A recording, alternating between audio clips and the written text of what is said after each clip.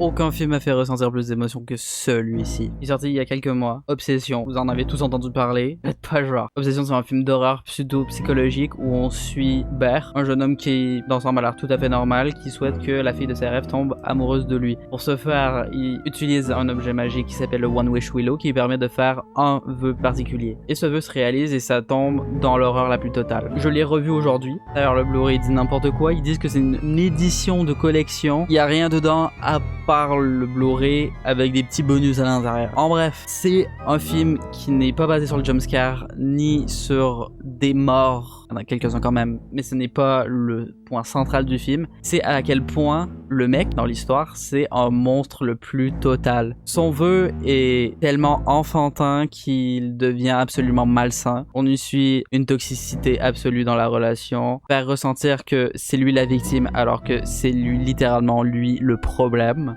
et le monstre dans l'histoire et non Nikki. Et on suit des scènes dramatiques, des scènes de meurtre, des scènes de...